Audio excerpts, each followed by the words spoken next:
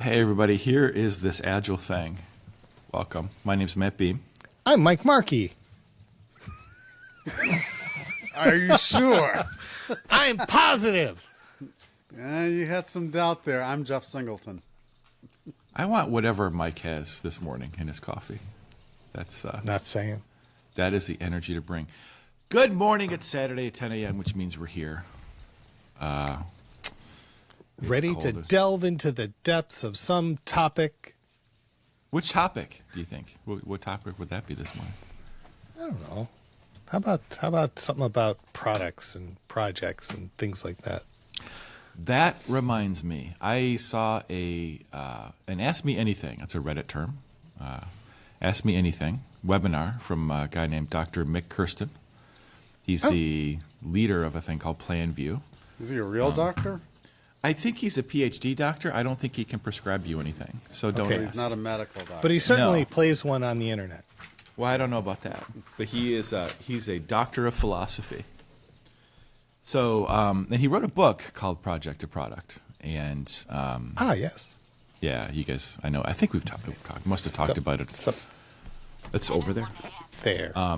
And it's greatly informed my understanding and approach to this stuff, and we can get into that. And anyway, I saw that AMA, and I thought, oh, yeah, that confirms what I believe. AMA was Ask Me Anything. Yeah. Yes. Yeah, I was trying to figure out like American and metrics, and then it's Ask Me Anything. Yeah. Yeah. He took, Got it. I think he literally took questions from the audience. And so I thought it was interesting to maybe review some of that stuff and talk about it. And it's because, like I said, like the idea, it's related to Cynefin. And anyway, that's the topic today. Cool. Let's do it. So yeah, go ahead, Jeff. How do you want to begin? I think we should just talk about it. Okay, cool. Why project to product? What's the big deal? What's the point? How is he justifying this push? So I'll give you my bottom line up front. Okay. It's the way I think about it is it's about selecting the right tool for the right job. Okay. We've talked Say about more. I shall. We've talked about the Cynefin framework, which is about complexity. That's probably not exactly right. Maybe we should have Dave Snowden on. It's a sense-making framework. Yeah. Does it divide the world into different domains? Those being simple, complicated, complex, and chaos?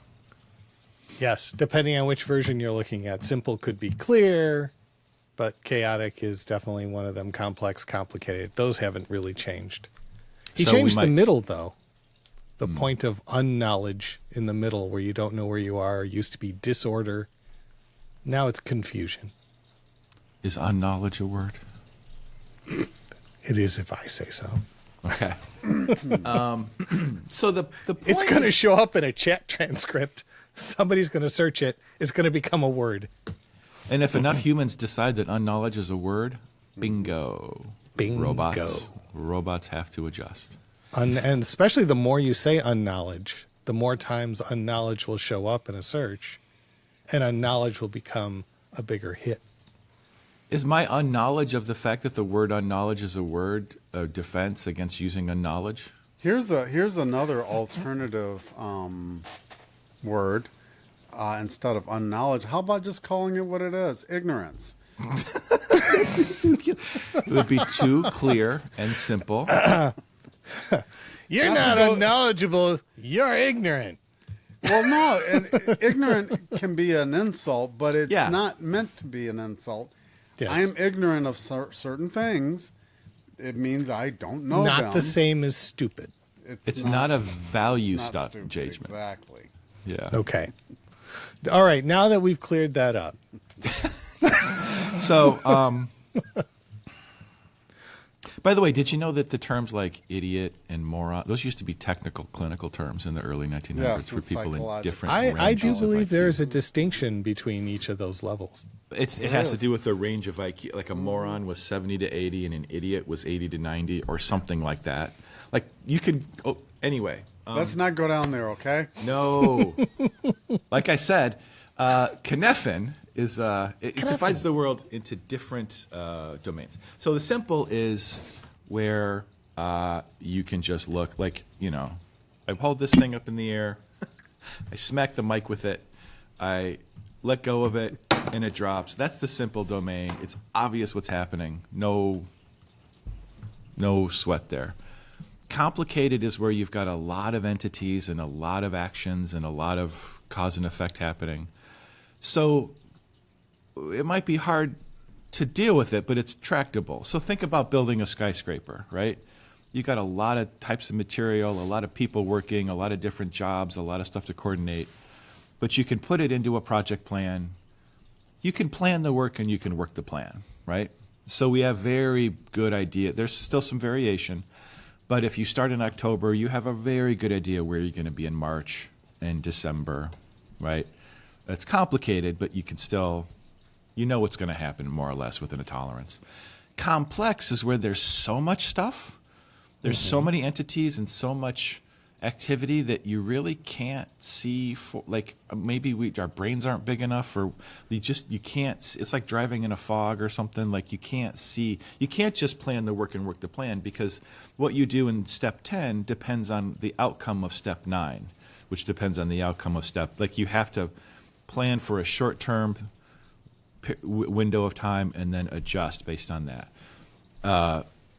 Chaos is where there's just Chaos is hairs on fire. Yeah, it's like trying to model the climate down to a very specific, like it's just too much. Well, I mean, cause and effect is unclear. There's an immediate thing that's drawing everyone's attention, and even drawing attention away from solving the problem. They're more worried about removing the effect of the problem. Yeah. And so the only thing you can do is just start acting to try to improve it or try to make it better. But it's really hard to predict. So anyway, I go into all this to say project and product map onto complicated and complex. Project management is for complicated. Product management is for complex, is the thesis here. That would be the idea to test. Well, okay, so to even take a step back on that, there's the definition of project and the definition of product. A project is something with a known destination, with a set beginning and a definable end, such that you could even create a plan the work the plan to completion with minimal disruption to the plan. It's like the plan becomes the whole point. It's not, I would have an objection to a little bit of that. Go ahead. In general, you're right. But I think the whole plan the work and work the plan. Yes, you do plan the work, but even in traditional project management, it's not a matter of just work the plan, because we know there will be inevitably glitches, things that come up, just stuff that happens where you do have to change, pivot, do whatever, and maybe even reevaluate the value of something. And so for those that do follow plan the work and work the plan, you're entertaining failure. For those that plan the work and then, okay, let's see what we can learn. Iteratively? And then adjust the plan. And adjust as we go along. Those are the ones that are successful. Okay.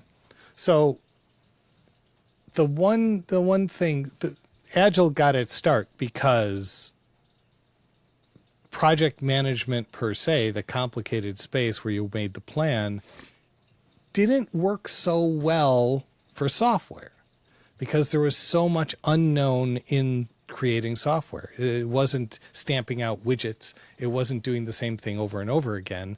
It was doing things like things we've done where there's risks and there's things that happen and we need to adapt to those. And so you end up having to, if you do software development in the complicated space, odds are you're going to be engaging your change management model a lot. And, especially the longer the project goes, the more likely things are going to change on you. So there are definitely things for which the complicated space and the clear space, there's, it's a known destination. You know what you're dealing with. You can manage that stuff.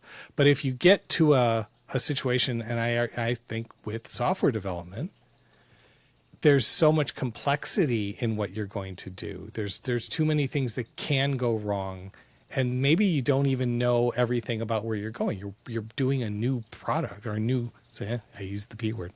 So you're doing a new thing, maybe using new technology, maybe bringing a feature that you've never done before. You're applying things you've used before in new ways. There's a discovery aspect of this. There's a blazing a new trail aspect of it. And the more unknowns that you have to blaze through, the better an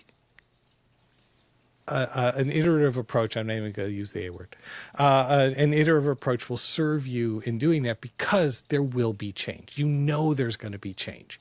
And so to sit there and saddle yourself with a complicated change management strategy when you know something's changing every couple of weeks is maybe not the best use of your time. So, Yeah. Well, isn't having an adaptive change management strategy, I mean, isn't that the answer? yeah, it is.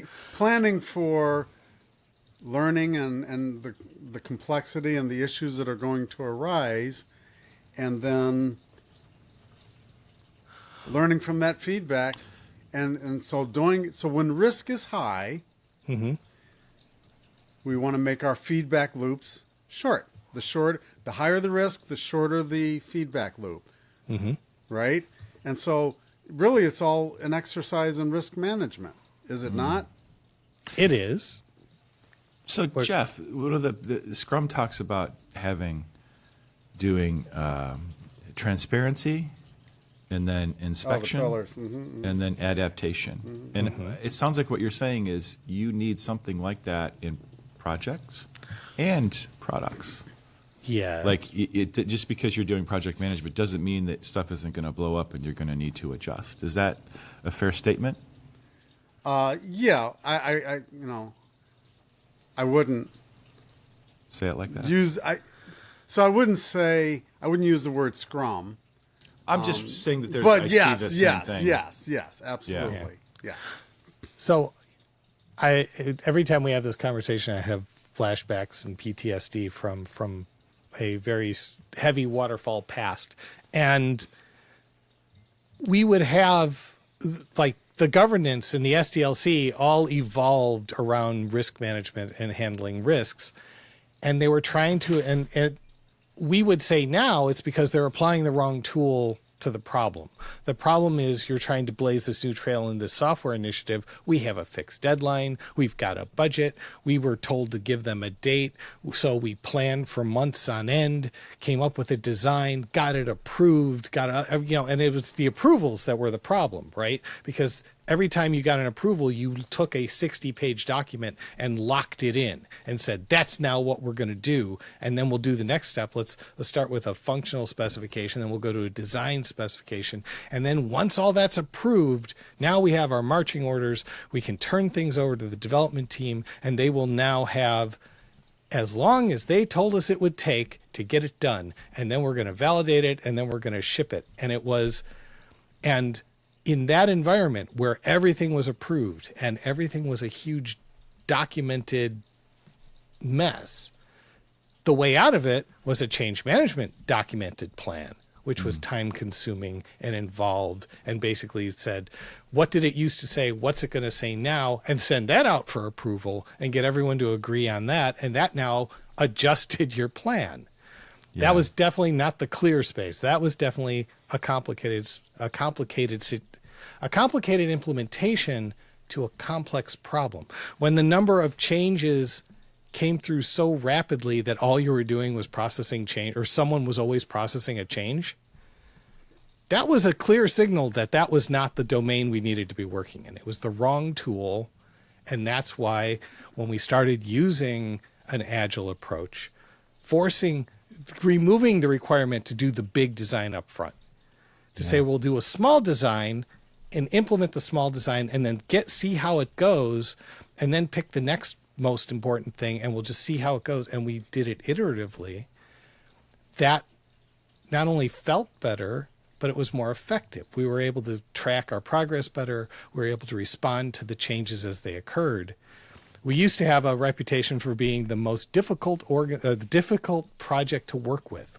And we were the big gorilla. We were the big bus. Everybody had to get on the bus to go out with our product. And it would get to a point in the project where people would come to us and say, hey, can you add this? And we would say, nope, sorry, we're full. There's no more room. We can't possibly squeeze anything else into this. So you're just going to have to wait. And that forced those guys to go off and do really not so great things to try to get their stuff done. Usually building something and half-ass releasing it anyway and not getting... Anyway, we started doing Scrum or just Agile in general, and people came to us with those changes and we said, sure, we'll put it on the backlog. We'll weigh it against the next things we're looking at and we'll take the next most important thing. If you make the cut, you'll be in the next release. If not, you'll be in the release after that. And that worked way better. Yeah, that strikes me as the most complex. So think about the situation like a SaaS company is in, software as a service. Like on the one hand, when they start, they're not really sure what the solution needs to, like they're not really sure what people want to pay for, so they don't know what to build really. And then the other hand, by definition, they don't really know what they're going to need to do to build it either. So on both sides of this equation, it's a lot of unknowns. So where they end up a year from now or 2 years from now is literally unknowable from where they start. So well, it turns out you don't have to not know where you're going to go into the complex space. You don't have to not know. Yeah, I was parsing that too. You can have a definite destination you're trying to reach. You know what you want to achieve. You have disknowledge. A function, a feature that not a word. So there's a function that you want to add, and you know what it's supposed to do. Mm-hmm.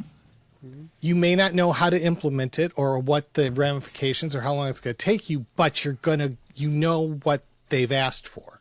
Do you have the feature or do you have the valuable problem to solve? Because this is a really important distinction. Well, yes, you're right. Because are we talking feature factory? Are we talking problem solving? A lot of times what people do is say, build this because I assume people will want it. Yes. Or maybe we're copying it. Maybe we're following the market and the market did this and now we have to play catch up. Right. We know what we need to do. We just don't know how to make our product get there. So that's a complex problem. We should be doing that in an iterative way. We should be following that. And I think to go back to the Mik Kersten AMA, project to product, we had a product, right? It did not go a year-long thing beginning to end, and then we reformed teams and did another project, and then reformed teams and did another project. We did have project after project, but the product stayed the same, and the players on the teams stayed consistent with very little turnover. So we were a product from what I understand Mik's definition of what a product is. Yeah. Right? But we're governed by projects. The changes each year we're going to form a project to implement this list of requirements by this deadline in this product line. And so that's where I try to imagine what the world looked like before we put a label on the collective of what those things were, right? Before we bundled them together and said, this is now a thing that we do regular updates on. Before that, it was just customer asked for something, let's do it. We'll put a project together. We'll put people together. I'm asking a robot what is Mik Kersten's definition of product in his book, Project to Product, because I think that is very important. And I don't say I trust the robot, but it might be an interesting thing to think about. Yeah. I appreciate at least the wiggle room in your opinion. Nobody, yeah. interns and robots are trust but verify. The key aspects of Kersten's definition is continuous value delivery, no end date, customer-centric, adaptable, holistic approach, cross-functional ownership. So first and foremost, this notion of having no end date is of great discomfort for most organizations. Whether you're doing a product or a project, even a product has an end date. It does not last for everything. Products have a life cycle. Forever. I think they say it has a life cycle. There's the beginning, exactly. there's the forming phase, there's the run phase, then there's the sunset phase. And Well, finally, if you look at the finally curve, kill it. yeah, if you look at the curve, where are you on the curve? Mm-hmm. And, you know, when you're on the back side of the curve, you're probably looking at, okay, so what are you going to do now? Sunsetting it or whatever. Hopefully you've already started something else up to take its place before you've gotten too far down on that curve. So I totally agree. I'm not sure that that's necessarily. I don't think Mik is saying that products are immortal. I think because what it says here, unlike projects which have a defined start and end date, products do not have a predetermined end point. I don't think he is saying that they don't have an end point. Is that a useful distinction? Does that? maybe. Yeah. Yeah. Okay. Well, Just wanna make sure I so understand. one of the things in the AMA, one of the questions that came up had to do with what he was trying to get people to not do is form a project or come up with a problem to solve, build a project around it, pluck individuals from around the organization to form them into a group of people to address the problem. And then dive into the complex space. Good then luck. dive into it, do it, deliver, fight, death march, whatever it takes, get the thing done, then disband the team and turn it over to a maintenance team to run it. Right? That and I can picture that workflow in at least two places I've been in the last number of years. I'm not being more specific than that.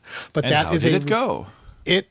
It went exactly as you would expect it to go. The plucking of individuals means that you're losing expertise in the domain. There's a when a problem inevitably happens in the thing you've put out there, because it's not in maintenance mode yet. It's still in the growth phase. It's not in the steady run state. But when those inevitable problems come, you throw them first to the people who are tasked with maintaining it, who had nothing to do with the creation of it. And so there's a learning curve for every problem. It slows that down. And then those people are continually being plucked into new projects as they go through. It's just, you're rearranging deck chairs on the Titanic constantly. But in order to make a good determination of when you need to move from the growth phase to the maintenance phase to the end of life phase, you necessarily need a product management. You need an explicit product management approach and know that there are phases and right. So one of the things I have this great concern with, and it's this trying to make a distinction between a project and a product. And actually almost pitting them against each other. When in fact, I think you have both product and project. Product management is a domain and you're trying to produce something. The project management is how to get that thing out the door, get it to market. And so I don't think it's an either or. Are you saying the Or at project least I don't management- look at it. I don't look at it as an either or. Does that mean that every product needs to have a project? At some point, there's probably going to have to be some kind of. So, what is project management? It's planning the budget. I mean, there's financial aspects to it. There's Managing all kinds- resources. Yes, and managing the teams No, as well. resources. Yes, no, they're not. Teams They're are not all resources. people. Sometimes there's... Yes, exactly. Some Right. resources which are racks Rackspace or whatever, yeah, those are valid resources. You have financial resources, and then you have people. But the point is, I don't know that it's almost like it's a false dichotomy here. It's not, you're not trying to pit, or you shouldn't be trying to pit project versus product. Maybe it's a matter of, how am I wrapping my head around what we're trying to deliver? Is it a product, or is it truly a short-lived project? But they can coexist together, in my mind. I agree, and that's why I've framed it as picking the right tool for the job. Because what I heard you say, maybe this isn't what you meant, is that project management could be nested under product management. Sometimes in your product management strategy, you'll have projects. Sometimes to do the thing, it'll just be a project, right? Sometimes it'll be a really complicated problem to solve with product, which means you don't have a lot of projects. Everything is iterative and discovery-based. It really depends on the thing that you're focused on now that you think of as an outcome that you want to frame as something that you're measuring. Like, do you need a hammer or do you need a screwdriver? And sometimes Or do you need both? Do you need both? Exactly. You might need to bring both. Yeah, totally. So, I mean, I agree, Jeff. Project versus product isn't the argument. It's kind of like saying automobile versus automotive industry. It's not, they're related, but they're not necessarily the same thing. When the automotive industry was basically a bunch of Model Ts rolling off assembly lines, then yeah, the car and the assembly line were similar. But that's a terrible analogy. I withdraw the entire thing. I withdraw the entire. Screw it. We'll do it live. Okay, going back. But I get the point. I think that projects are. I think even in a product line, you could still have projects. And even in the AMA, he said something about you might have a separate project around DevOps deployments, because of the way your organization operates or your operation function, the organization functions. So you could you could have specific aspects of your product lifecycle that will be run in a project structure, but the entire product, the whole lifecycle, isn't run in a project structure, because it's very unlikely that your product has a fixed life cycle, no matter how well you plan it. Like you're not going to. So like Windows XP didn't know what date Windows XP was going to die. Right. They decided eventually it was going to be end of life, and it probably because it was being crushed under the weight of its own technical debt. Right? So doesn't that mean it didn't have a fixed end date? That's what I understand. That's what they, yes. Right. You didn't know what the end date was going to be.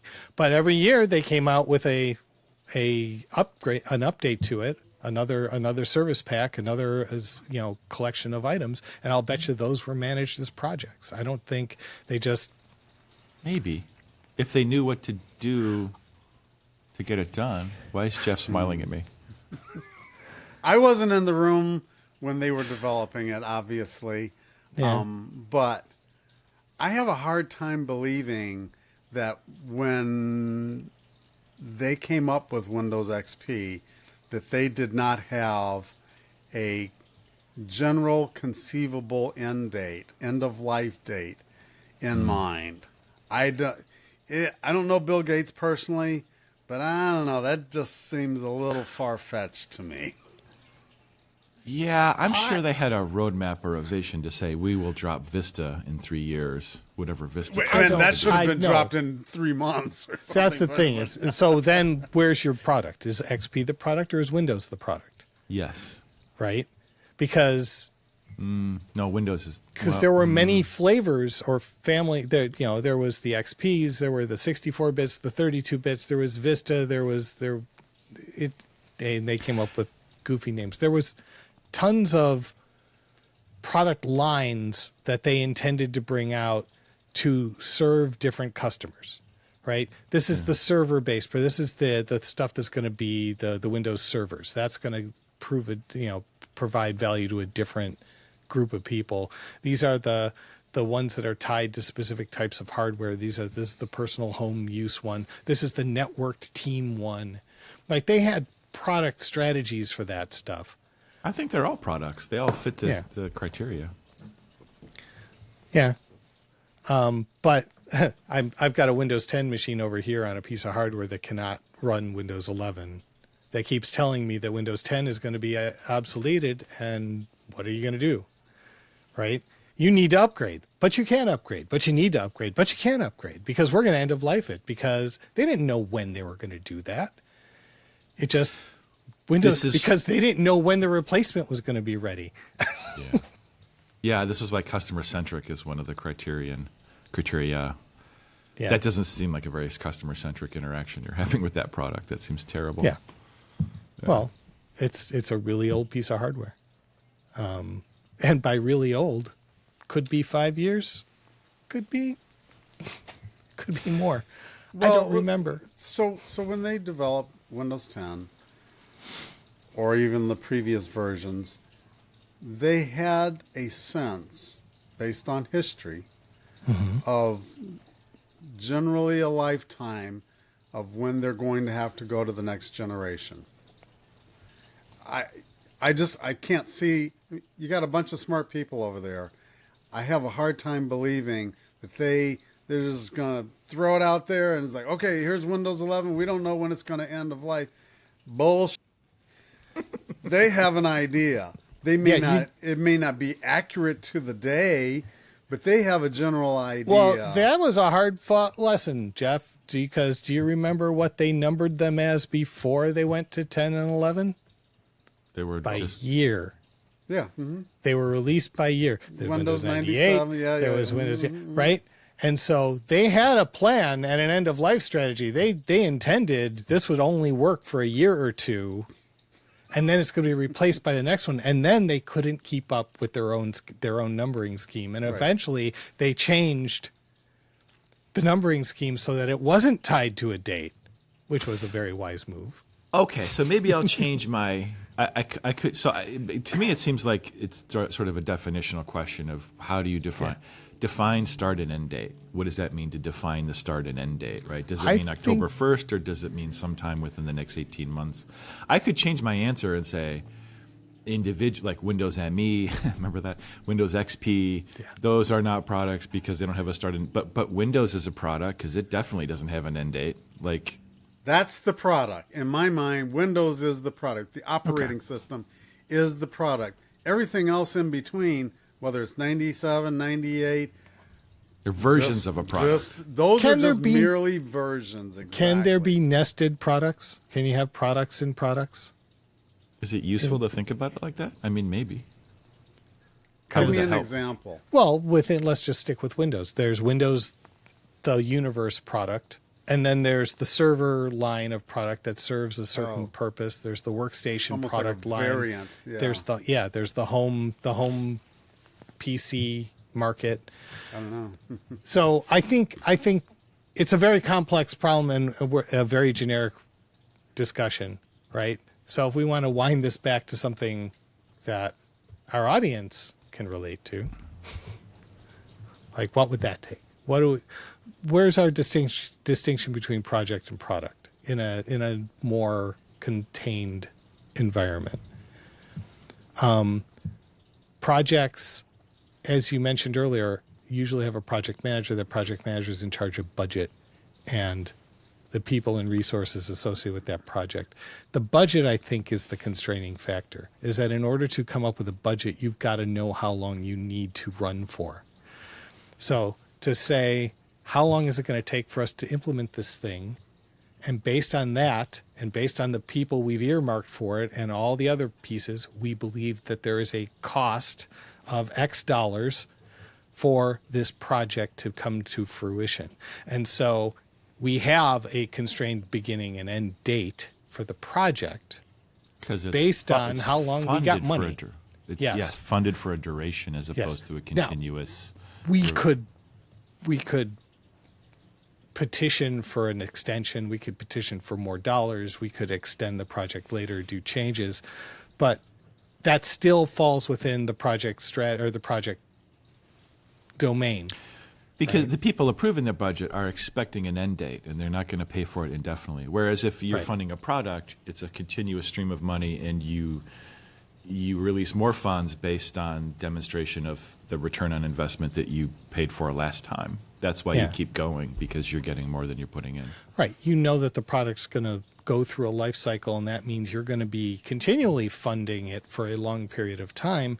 And that's where the benefit of thinking of it from a product perspective is, where you're going to build a product team or a product organization around the support of that product line through its life cycle, and the groups that make it up may shift over time, but they're going to shift on more of a geologic scale. You're going to not just say, I've got 10 teams today, and next week we're only going to have one team. And then after that, we're going to have 3 teams. Then we're going to start with a lot of horsepower. And then as we start getting to a steady state, maybe we can downgrade it a little bit. Fewer people involved. And then when we finally get to the point where we're not doing new development, we're just maintaining it, we're going to go down to a skeleton crew, right? But we're not talking in the course of a year. We're talking over a much longer time frame to achieve that. And how do you know that you're exiting the growth phase, or maybe exiting the maintenance phase into the end of life? Is that when your ROI calculation starts to go negative? That's a great question. It might be partially that, but it also might be, when is its replacement ready? Like, because products are near, right? What's the next thing? When we have to shift so many of our people off of product A to product B so that product B can be built and released, now product A doesn't have the same value? Drive? I don't know. Well, the problem with that is it ignores the key element in the equation, and that's the customer. It isn't the market the one that dictates the end of life. I would say that people stop paying for it, and that's why the ROI calculation starts to go negative. Is that a valid way to think about it? I mean, unless you have some degree of planned obsolescence, and we know that happens. In general, a product, I would think, where it is on that curve is dictated by the market, is it not? I don't know what else you'd base it on. There are Central planning, I guess, if you want to. You know, you said planned obsolescence. Have you ever had a cell phone when you get it brand new? It's just faster than anything, and it's like the wide, it's like, I can store anything on this, and it's fast and it's responsive, and it's da-da-da-da. And then at some point, some number of years down the line, it becomes this unusable dog in your hand. It's like everything starts taking forever. It's constantly complaining about running out of space. And it would be a very bad idea for an organization to cynically plan at the point at which your phone is going to get so slow that it's going to piss you off and make you want to get rid of it, if they weren't sure they had a replacement for you to go to. But that happens. And there We are know those that who say, happens. there are those who say, and I've heard it said, that the planned obsolescence comes through those updates, that they say, all right, it's time to stop making this thing as performant. It's time to start building a little lag into it so we can start generating interest in the replacement unit. Like your cell company sold you this phone on a plan that you paid for it over 2 years. And once it's out of contract, you need to get a new phone so you can keep paying that stipend and stay tied to that thing. There's a whole marketing strategy to it. But It seems pretty irritating from the customer's point of view. yeah, And I've probably upset that because I don't ever finance them. I know I your just- your flip phone is Yeah, still working. It's the finest in 1998 technology. At 1G. Yeah, remember the web browser that you used to have on phones that was like utterly pointless. I don't know how that got And in the there. keypad that you had to hit the numbers multiple times to get different letters. Nightmare. God. I think we have digressed. Yeah, well, if it, Product to project, project to product. yeah. So let's look. Is there anything else in the AMA? Because that's ostensibly the focus of the show is the AMA. I think we've touched on most of the points he made here. Well, we touched on the project to product points. There was more in there. He talked about he delved a little into your personal favorite topic. They went Which to a little one? AI. Like he gushed for a moment about AI and how super exciting it is. I And- think that's entirely appropriate. I think AI will completely upend. It's like gushing about the prospect of the automobile in 1910. It's like, it's going to be a big deal, guys. I don't know exactly how it's going to work, but betting against it seems like a terrible idea. That I hard would to see. agree. I would Yeah. agree. Yeah. I have skepticism, but it has more to do with the humans behind the machine. 100%. But I think ignoring the drive towards the use of augmented intelligence or whatever automation, it would be foolhardy to just say, no, I'm not going there. Yeah. Right. But Yeah. I think we're not quite sure how it's going to be helpful yet. People have tried to put Right. some use on it, but it's a little bit like, you've got that 1920s automobile and you're going, look how cool this is. Think about what this thing could do in the future, but to then have a bunch of people walk in and say, someday we're going to have turbochargers on these things and it's going to it's going to be so great. Nobody did that, right? That wasn't time for that. And that's how I feel about AI a little bit, that people are going, here's this thing that's just crawled out of the slime and we're looking at it, and someday that thing's going to build rockets and go to the moon. It's not there yet. I mean, yes, absolutely. But there's always hucksters that overpromise and lie. And you're right. And oversell. The experience of owning an automobile in 1920 was abysmal compared to what it is. Like, I bought a Toyota years ago, and it's never not started. I pay minimal for maintenance. Like, it's unbelievably durable. In 1920, your tires popped, your cylinder rods broke. Like, I'm not an expert, but like the amount of difference between a 1920s car and a 2020 car, like, and we're on the same curve with this, Maybe. whatever this AI thing is. I think. I don't have a car from that time, so I don't know. A 1920s car? Yeah. Isn't that where you park your cell phone? It's built in. Jeff's cell phone was built into the original. He had to Model T. retrofit a cigarette lighter into his Model T in order to charge his flip phone. Jeff had a choice of any color he wanted for his cell phone, as long as it was black. Exactly. And it came in a bag. Yeah. Okay. Well, so we're sort of at the end of our time box here. I think. Anything else to say? I think we've kind of drained the One topic. thing I'd like to come back and talk about at some point are metrics. I think that's a super interesting thing that's emerging. He touched on it here in his AMA. I think flow metrics, broadly speaking, are become really popular for really good reasons. But the metrics that you run at the team level versus the metrics you run at I can't remember the guy's name, but the flight level 2, right? Oh, yeah. Those Klaus are different Leopold. Klaus Leopold, right? Mm-hmm. So Hi, the metrics Klaus. you use at team versus flight level 2 team of teams and flight level 3 portfolio, some of those should transcend the levels. Some of them are only really useful at those levels. Like, maybe we could do a show around that and talk about different, like, that seems like some, but I don't know, it feels like we don't and have time to do it now. even in the Mik Kersten thing, there was a conversation around before you go even think about going project to product, you should know how to measure where you are and what you're trying to get to. Yes. And that those measurements have to be in a certain category of measurement. Well, not homegrown, made up things or vanity metrics. Yeah. And that, I think, is where we could get some benefit in going Yeah. into that. I think going forward, that's going to be a thing I propose we do immediately in client engagements, is to first instrument these teams and these systems with metrics so that we can demonstrate progress, whatever we define that to mean. Because you're right, it's hard to say if you just start improving the system and then put the metrics on it, Yeah. hard to demonstrate the improvement of the system with numbers, which is what really matters.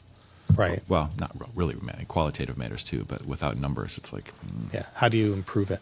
yeah. How do we know? Okay. Anything else to say before we drop? Nah. I want to say good morning, greetings. Thank you for joining to our 2 listeners today. 2. There's 2 listeners. There's 2 listeners. I don't know who you are, but we appreciate you. Okay. Well, if they're listening, how come they haven't spoken up? Because we're not listening. We're not on. I think they're listening on maybe YouTube. we're done talking. We still have, if they want to chime in. How can you tell we have 2 listeners? Well, because the Riverside studio indicates that there's 2 people There are 2 people. on the YouTube stream. Because this thing lets us stream to YouTube and X and all these Right. places. Mhm. But in order And to I am see one what of they're them. okay, so our 1 listener, like I said, so in order to get feedback though, you'd have to be monitoring the YouTube. Someone named Michael. Mike White. Oh, Mike He White. says, Hello, "Good Mike morning. Wagner. We have had over 100 years of evolution for automobiles. Imagine what AI will be like in 100 years." Exactly. That's my point. Mike Wagner. I met Mike Wagner at Follett Software. We go way back. I need to talk to Mike. How you doing, Mike? That was a magical experience. They were doing XP, and I had no idea how lucky I was to land on that team in 2007. Amazing. Yeah. Just amazing. Anyway, In 100 years, will it even be called artificial intelligence? it'd probably just be Oh. intelligence. Well, it may only be no. It's just going to be. It's going to be something entirely different. It's like we're not just calling it Joel. It's Agile's going to a new place. So we don't know where it's going, but there's a lot of speculative fiction out there that says where it's going, and we're all dead. Well, and it On that- sells. It Yeah. sells. Yeah. Totally. Seems like a valuable product. Anyway, I think that's the end of It turns out we're the product, and Oh. the AI is calculating our end of life. we should get ahead of that. Yeah. I don't think robots have teleology, but that's another topic for a different show. Oh, teleology. Goal directed? Why would they care about any? If they can't die, why would they have goals? Why would they care? How would they judge a goal? It depends on what they're. That's the thing is it depends on what you task it to do. Let's And pick that all up next comes down to time. that. Yeah. However, at this point, this has been an Agile thing. I've been Matt Beam, I've been Mike Markey. I'm still Jeff Singleton. and we're grateful to have seen you today. We'll see you next time. Bye. Bye.